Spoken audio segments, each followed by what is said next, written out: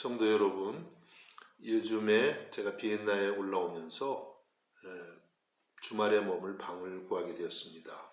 인터넷을 한참 뒤지다가 펜션에 달린 그런 방을 얻게 되었습니다. 공간도 넓고 깨끗해서 아주 기쁘게 계약을 했죠. 그런데 그 기쁨이 한 달 정도 가니까 사라지더라고요. 부엌도 없고 모든 게 좀 불편해 보였습니다. 그래서 다시 이제 방을 구해서 이번에는 교회에서 불과 한 100m 정도 떨어진 곳에 작은 방을 하나 구했습니다.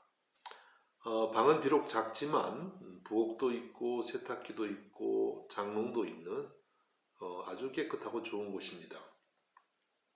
매우 감사하고 있는데 이 기쁨이 과연 얼마나 갈지 저를 한번 테스트해 봐야겠습니다. 여러분, 세상이 주는 기쁨은 대부분이 이렇습니다. 잠시 기쁘지만 시간이 흐르면 사라지고 마는 것이죠. 그런데 예수님이 주시는 기쁨은 세상이 주는 기쁨과 같지 않습니다. 점점 더 깊어지고 점점 더 늘어가는 그런 기쁨이 될 수가 있습니다. 오늘 우리가 지금 빌립보서를 함께 나누고 있는데요. 아시는 것처럼 이 빌립보서는 사도 바울이 감옥에서 쓴 편지입니다. 그런데 빌립보서를 읽어보면 과연 이 편지가 정말 감옥에서 쓰여진 것인가? 라는 의심이 들 수도 있습니다. 왜냐하면 편지 곳곳에 기쁨이라는 단어가 계속 등장하고 있기 때문입니다. 사도 바울은 이 편지를 통해서 우리가 예수 안에 있으면 어떤 환경에서도 기뻐할 수 있다는 것을 간증적으로 우리에게 전하고 있습니다.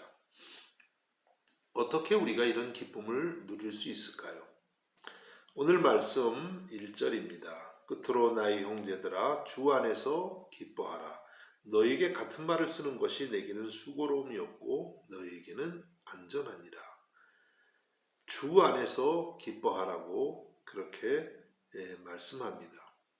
사도 바울은 이 말씀이 얼마나 참 중요한지 이것을 반복해서 하고 있다고 그렇게 말씀합니다. 본래 중요한 것은 반복해서 가르치기 마련이죠. 사도 바울은 주님 안에서 기뻐하는 삶이야말로 우리 성도에게 있어서 매우 중요한 덕목이라고 그렇게 말씀하고 있습니다. 그러면 왜 기쁨이 우리 성도의 특징이 되어야만 할까요? 그것은 우리가 믿는 복음이 기쁜 소식이기 때문입니다. 여러분, 복음은 기쁜 소식입니다. 굿뉴스입니다. 그래서 우리가 복음을 믿는다는 것은 우리 안에 기쁨이 생긴다는 것을 의미하게 되는 것이죠. 우리가 요한복음 3장 16절을 복음 중에 복음이다 이렇게 말합니다. 하나님이 세상을 이처럼 사랑하사 독생자를 주셨으니 이는 그를 믿는 자마다 멸망하지 않고 영생을 얻게 하려 하심이라고 말씀했습니다. 하나님이 여러분을 사랑하십니다. 여러분, 이 말씀 하나만 해도 얼마나 즐겁고 행복한 말씀인지 모릅니다. 온 천지를 지으신 하나님께서 나를 인격적으로 사랑하신다는 이 말씀을 깊이 묵상해 보면 우리의 온 영혼이 전율되는 것 같은 그런 느낌을 우리가 갖게 될 것입니다. 얼마나 사랑하셨냐면 독생자를 주시기까지 하나밖에 없는 아들 예수 그리스도를 우리를 위해 십자가에 내어주시기까지 그렇게 하나님이 여러분을 사랑하고 계십니다. 얼마나 기쁜 소식입니까? 또 우리가 예수님을 믿을 때 우리 죄로 인해 멸망하지 않고 영원한 생명을 얻는다고 말씀하고 있습니다. 영원한 생명을 얻는다는 것, 얼마나 놀라운 소식입니까? 그것도 그냥 영원한 생명이 아니라 천국에서 우리 주님과 영원히 함께하는 그런 생명을 주신다고 약속하고 계십니다. 우리는 이렇게 놀라운 복음을 받았기 때문에 기뻐할 수밖에 없는 것이죠. 여러분, 날마다 예수 그리스도의 복음을 생각하면서 기뻐할 수 있기를 주님의 이름으로 축복합니다. 그리고 2절은 우리가 이 기쁨을 지켜내기 위해서 주의해야 될 것이 있다고 말씀합니다. 2절 말씀입니다. 개들을 삼가고 행악하는 자들을 삼가고 몸을 상해하는 일을 삼가라. 주의하라, 주의하라, 주의하라 이렇게 말씀합니다. 여기서 개들, 행악하는 자들, 몸을 상해하는 일, 이것은 그 당시 유대교의 율법주의자들이었습니다. 이들은 유대교였다가 예수님을 믿고 교회를 다니게 되었는데 그 중에는 교회를 다니면서 예수님을 믿는다고 하지만 아직까지도 유대교의 율법을 지키려는 사람들이었습니다. 또 자기들만 지키는 것이 아니라 성도들에게, 그러니까 이방인 성도들에게도 이 율법을 강요했습니다.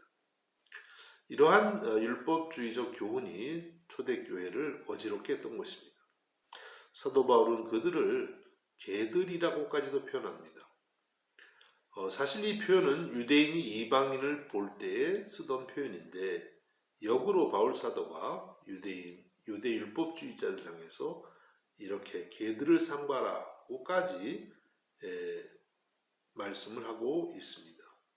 왜 이렇게까지 사도 바울이 율법주의자들을 과격하게 비판했을까요? 그것은 다름이 아니라 예수님의 십자가의 복음을 지켜내기 위한 것이었습니다. 사도 바울이 전한 복음은 우리의 구원을 위해서 예수님 한 분을 믿는 것으로 충분하다고 그렇게 전했습니다.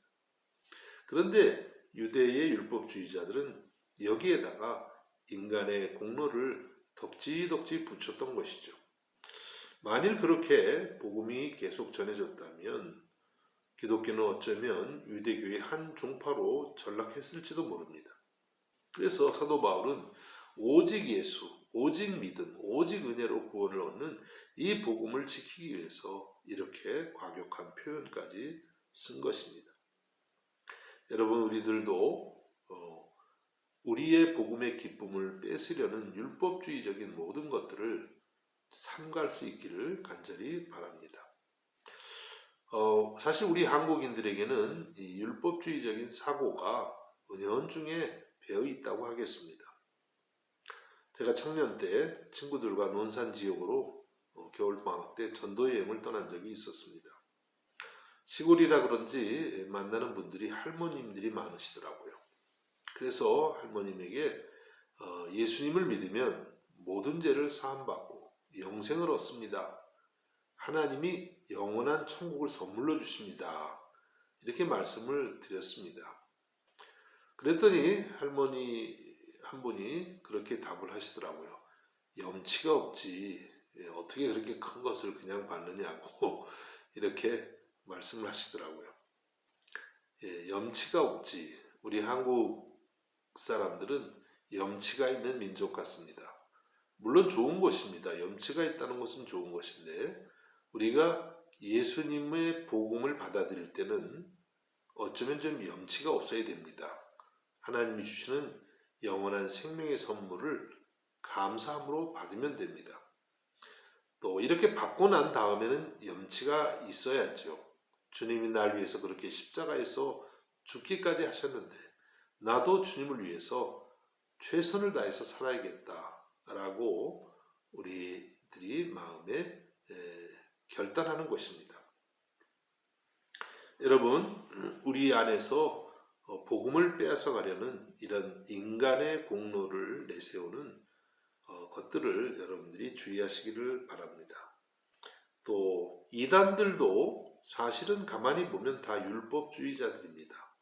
이런 것을 해야 되고 이런 교주의 해석을 또 따라야 되고 사실 예수님을 믿는다고는 하지만 그들도 여러 가지 인간의 공로를 갖다가 더하는 것이죠. 여러분, 이런 것들을 잘 분별해서 오직 예수님을 믿는 믿음으로 구원을 얻는 이 복음의 기쁨을 날마다 지켜낼 수 있기를 주님의 이름으로 축복합니다. 이제 3절에서 9절까지는 율법주의를 이기는 적극적인 방법을 말씀합니다.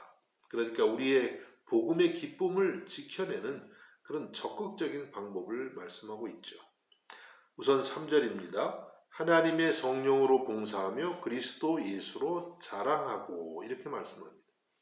하나님의 성령으로 봉사하라고 말씀합니다. 여기서 봉사는 사실은 예배하라는 뜻이 되겠습니다. 성령으로 예배를 드려야 우리의 마음에 이 주 안에서의 기쁨을 지켜낼 수 있다는 것입니다. 성령으로 드리는 예배란 무엇일까요? 그것은 예배를 나올 때에 하나님, 나는 하나님 앞에 예배할 자격이 없는 사람입니다. 오직 예수님의 십자가의 보혈의 공로를 의지하고 나옵니다. 또 주님의 성령으로 나를 충만케 하셔서 온전히 주님을 기쁘게 하는 예배를 드리게 하옵소서. 이렇게 고백하고 나오는 것이 바로 성령으로 드리는 예배라고 하겠습니다.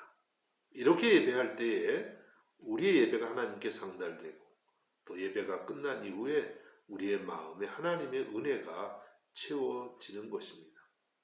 그렇지 않으면 예배를 드린 이후에도 마음에 기쁨이 없고 또 하나님의 은혜가 경험되지 않게 되는 것입니다. 그 다음에 이제 그리스도 예수로 자랑하라고 했습니다. 우리가 자랑할 것은 다른 것이 아니라 그리스도 예수님이라고 말씀합니다. 당시 율법주의자들은 자신들이 할례를 받는다든지 또 절기를 지킨다든지 이런 것들을 자랑했습니다. 그런데 우리가 자랑할 것은 그런 것이 아니라 예수 그리스도라고 말씀하고 있습니다.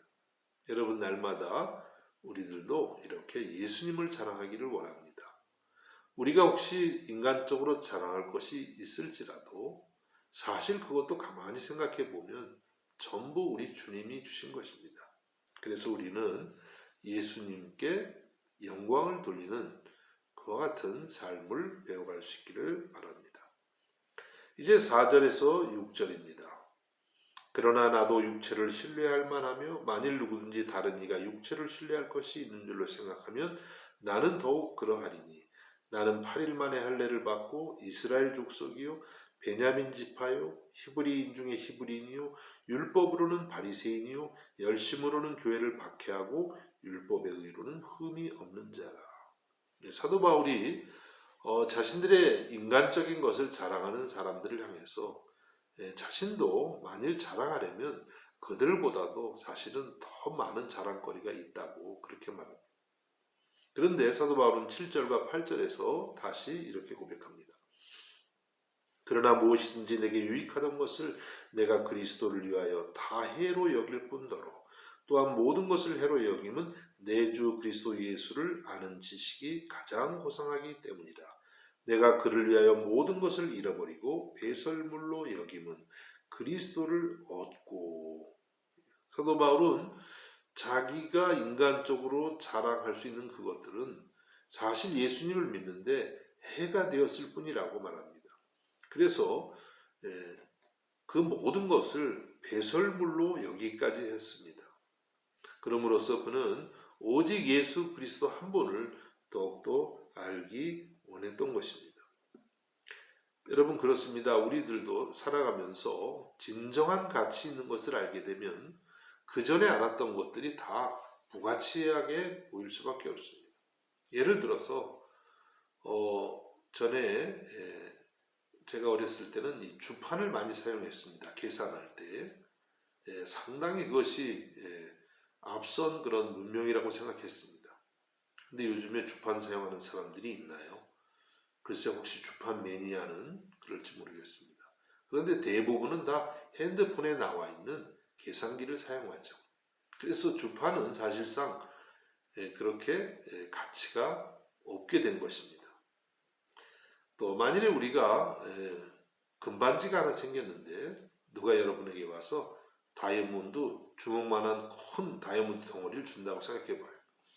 그러면 그동안에 귀하게 여겼던 금반지가 사실은 거의 무가치하게 보일 수밖에 없을 것입니다.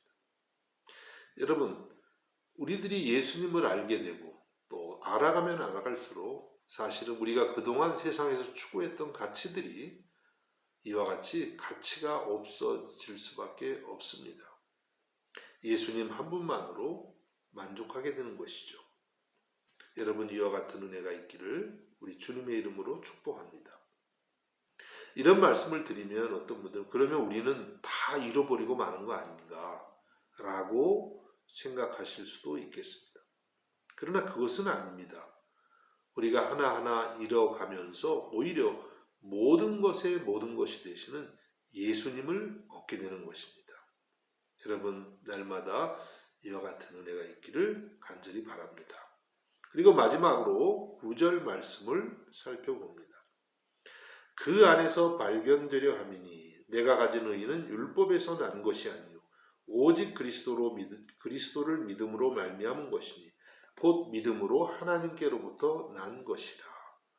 사도 바울은 그 안에서, 그러니까 예수님 안에서 자신이 발견되기를 원한다고 했습니다. 다른 말로 하면 자신의 정체성을 예수님 안에서 새롭게 찾아가고 있다고 하는 것입니다. 사도 바울은 전에는 율법을 지킴으로써 자신을 알아가기 원했습니다. 그러나 거기서는 진정한 자기를 찾지 못했습니다. 날마다 율법을 지킴으로 하나님을 만족시키려는 그러한 큰 부담 속에 살아갔을 뿐입니다. 그러나 이제 사도 바울은 예수 그리스도 안에서 자신을 새롭게 발견하고 있습니다. 그리스도 안에서 그는 완전히 새로운 피조물이 되었습니다. 그리스도 안에서 그는 하나님의 무조건적인 사랑을 받는 하나님의 자녀가 되었습니다. 그리스도 안에서 자신의 무한한 가치를 찾게 된 것입니다. 그리스도 안에서 그는 오직 예수님만 믿어서 의롭다함을 받게 되었습니다. 또 그리스도 안에서 그는 예수 그리스도의 종이 되는 영광을 얻었습니다. 그리스도 안에서 그는 이 세상에서 가장 가치 있는 일, 하나님의 복음을 전하는 사명을 갖게 되었습니다. 이와 같이 사도 바울은 예수 그리스도 안에서 자신을 새롭게 발견하고 있습니다.